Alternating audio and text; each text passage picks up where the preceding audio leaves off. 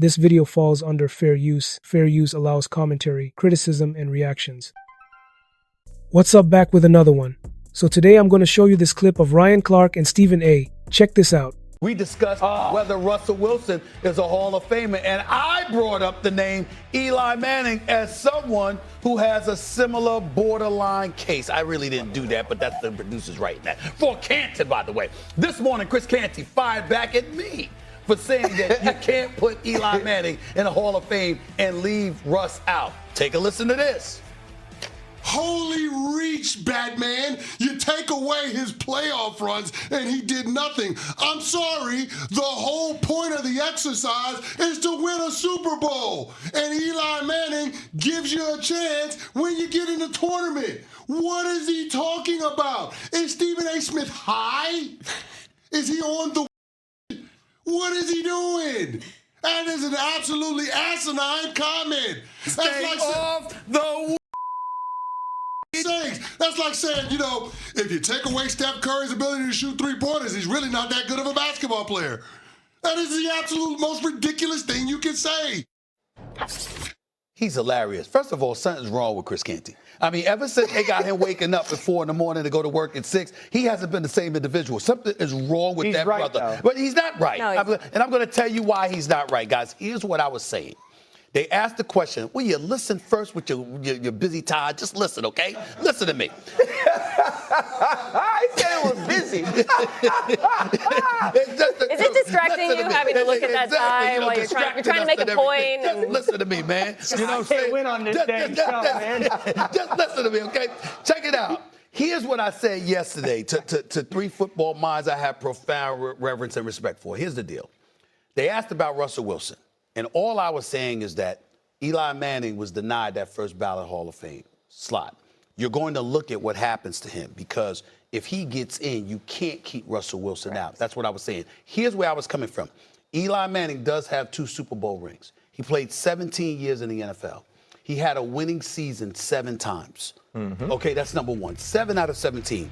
Number 2, when you look at his record is a career 500, 117 and 117. Russell Wilson is 41 games over 500. The first 9 years of his career, he had a winning record.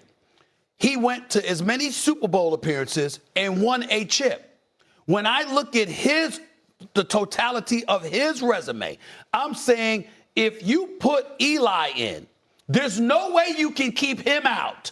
That's all I was saying. I wasn't saying that if you're going to put Eli Manning in as a 500 record quarterback, okay, with 10 non-winning seasons out of 17, how are you going to ignore a Super Bowl champion who's 41 games over 500 as a starting quarterback? How can you leave him out? That's all I was saying. Mina, go ahead. Well, he's right.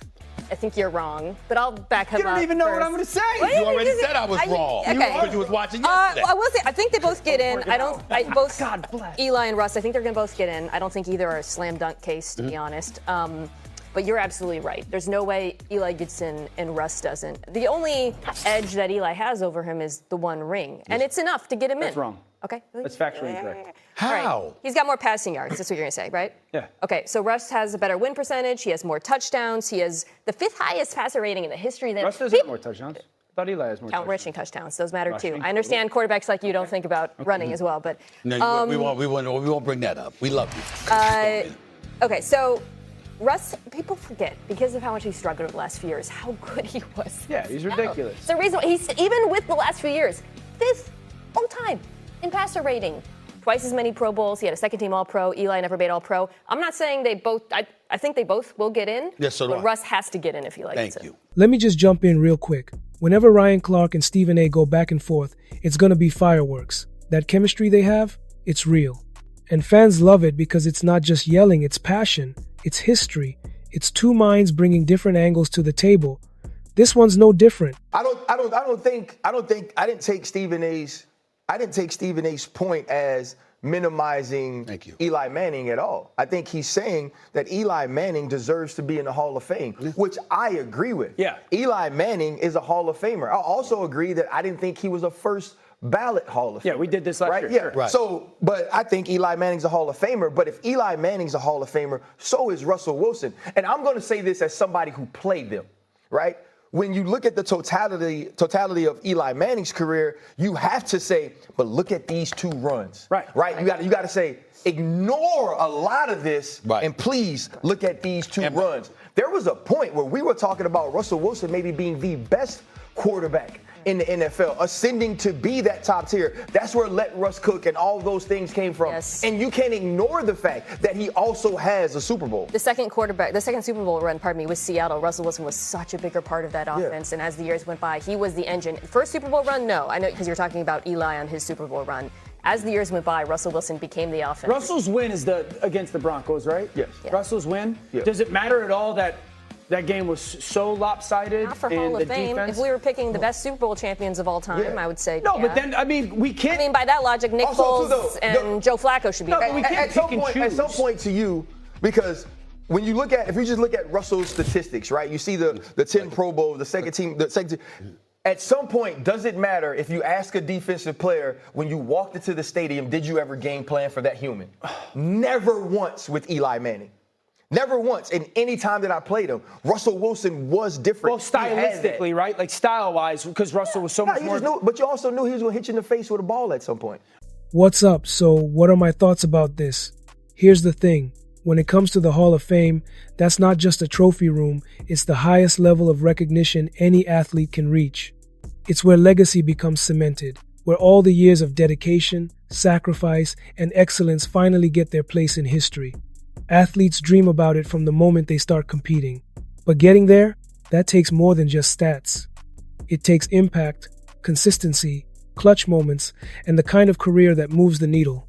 Now, with Eli Manning and Russell Wilson, both have strong cases, but what makes these debates so engaging is how people like Ryan Clark and Stephen A. present them. Ryan's going to bring that player perspective, the locker room feel, and the heart of the game. Stephen A. brings the media mind, the big picture narrative, and the entertainment factor. When they clash, it's not just noise, it's high-level sports talk that gets fans thinking. And that's what makes it great TV. These debates aren't always about picking sides, they're about celebrating greatness and breaking down what greatness really means.